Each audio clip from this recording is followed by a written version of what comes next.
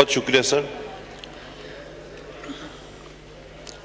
مجھ سے پہلے ہمارے محترم وزیر خارجہ صاحب اور ہمارے انتہائی قابل احترام احسن اقبال صاحب نے اس دلخراش اور افسوسناک واقعے پر جو باتیں کی، میں وہ ساری باتیں انڈورس کرتا ہوں. یقیناً یہ ایک دل ہلا دینے والا واقعہ ہے، اور بالخصوص جب کسی ہم وطن پر اور کسی مسلمان پر جب بھی جہاں کوئی حملہ ہوتا ہے تو ہمارا دل بھی لرز جاتا ہے، کیونکہ ہمارا دل ان کے ساتھ دھڑکتا ہے.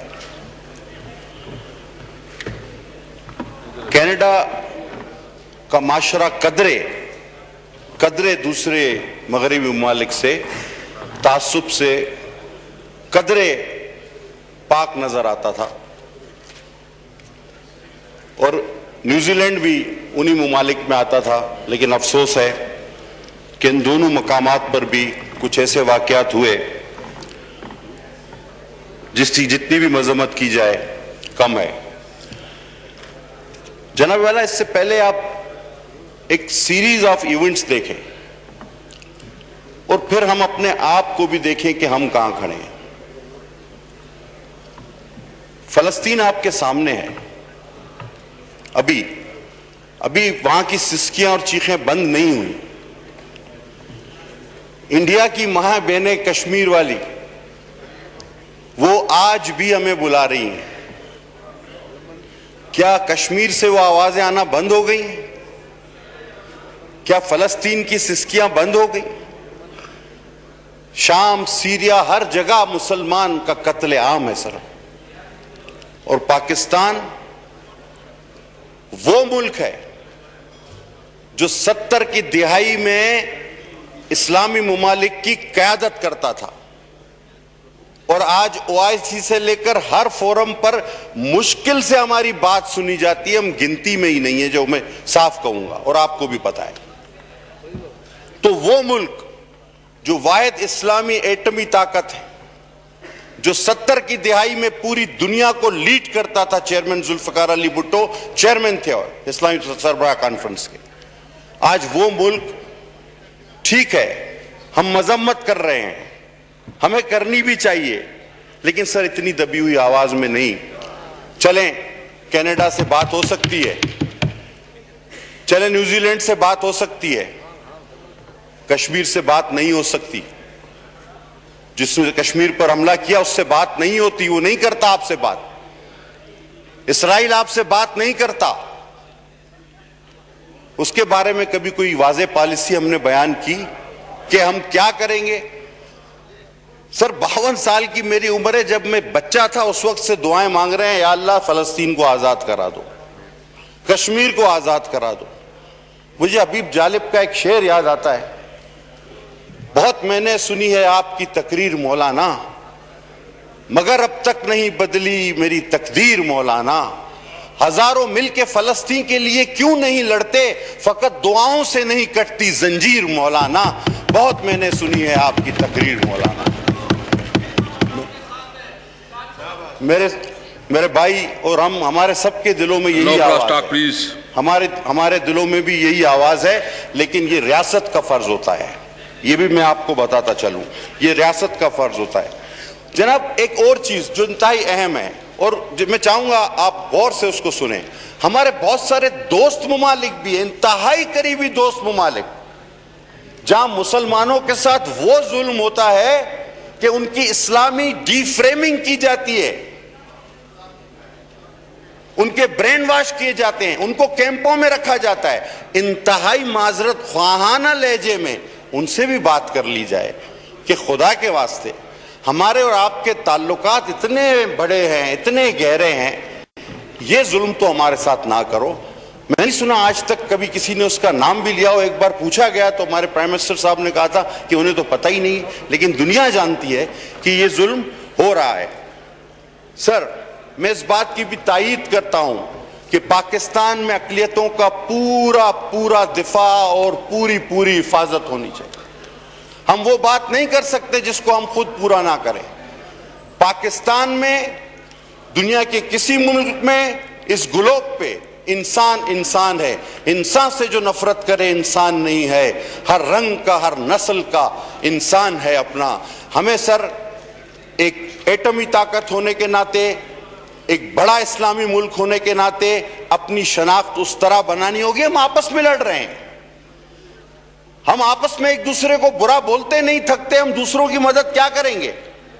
ہم تو ایک دوسرے کو چور اور پتہ نہیں کیا کچھ کہتے آ رہے ہیں. ہم نے کہاں کسی کی مدد کیا کریں گے؟ ہم آپس میں ہی نہیں بنتے.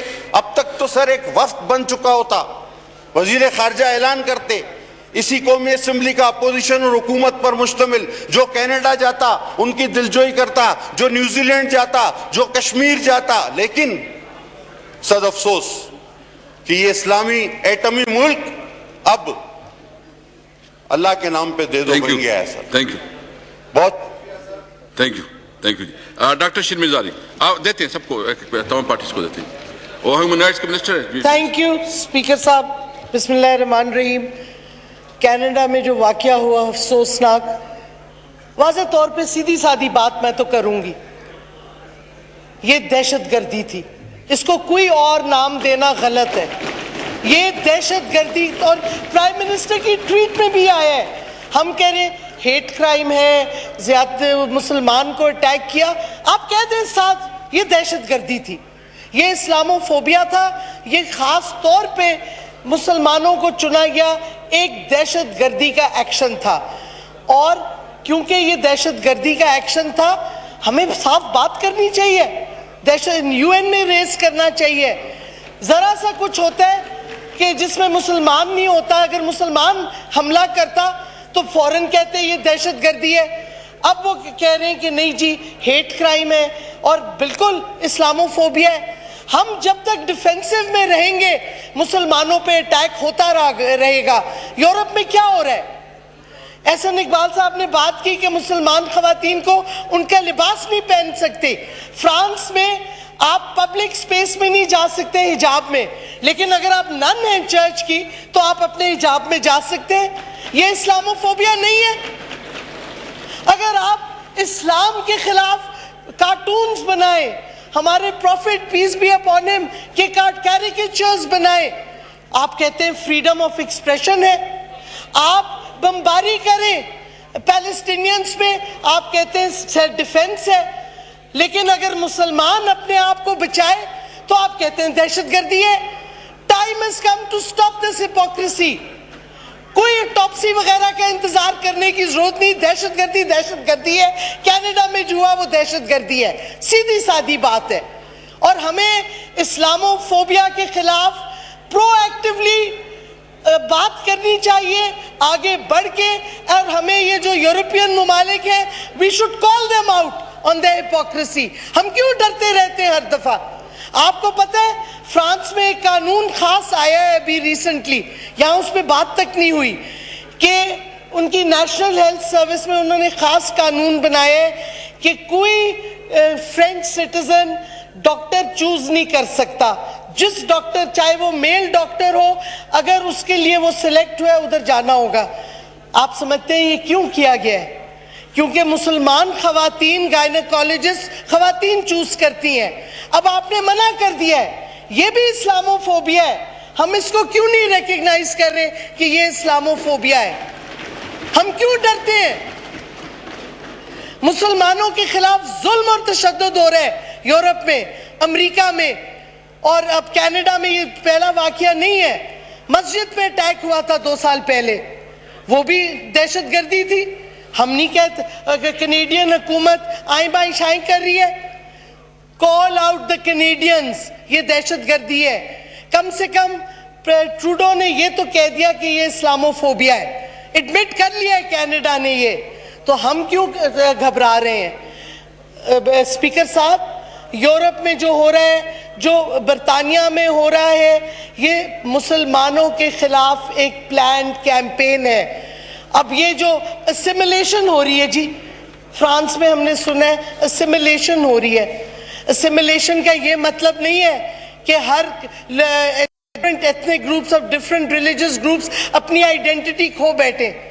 مسلمان کی آئیڈینٹی اسلام اور مسلمان وہ رہے گا. چاہے وہ کسی ملک میں بھی ہو, اور آپ کو وہ سے رسپیکٹ دینی ہوگی. وہ آپ کے شہری ہیں, وہ فارینرز نہیں ہیں. جو مسلمان یورپ میں ہے وہ شہری ہے اس ملک کا. اس کے حقوق پہ آپ کیوں وہ دباؤ ڈال رہے ہیں؟ آپ کیوں ان کی ڈریس پہ لمٹ لگا رہے ہیں؟ آپ کیوں؟ آپ کو پتہ ہے جرمنی میں اگر آپ چرچ کو ڈونیشن دیں آپ کو ٹیکس ایگزمپشن ملتی ہے. آپ اپنی مسجد کو دیں آپ کو ٹیکس ایگزمپشن نہیں ملتی. کیوں یہ ڈسکریمنیشن ہو رہی ہے؟ اور ہم کیوں نہیں یہ باتیں اٹھا رہے ہیں ان کے ساتھ؟ یہاں ذرا سا کچھ ہو جائے ایو شور مچا دیتا ہے یورپین یونین. ہم چپ کر کے بیٹھے رہتے ہیں, کبھی گھبراتے ہیں کہ پتہ نہیں یورپ ہمارے خلاف کیا کہہ لے گا. ہمیں واضح طور پہ ایک اپروچ اڈاپٹ کرنی ہے. کیا ہم اسلامو فوبیا اور مسلمانوں کے خلاف جو دہشت گردی ہو رہی ہے ویسٹرن ممالکوں میں, ہم ان کے خلاف کھڑے ہوں گے, آواز اٹھائیں گے, یا ہر دفعہ ڈرتے رہیں گے؟ یہ ہمیں فیصلہ کرنا ہے اسپیکر صاحب, کیونکہ let there be no mistake.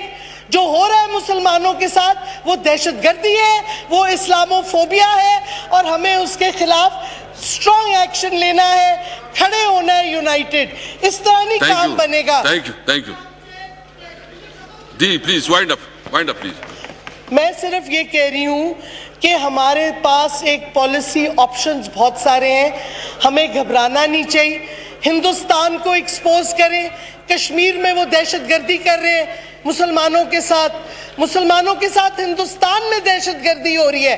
ہم الفاظ دہشت گردی کیوں نہیں استعمال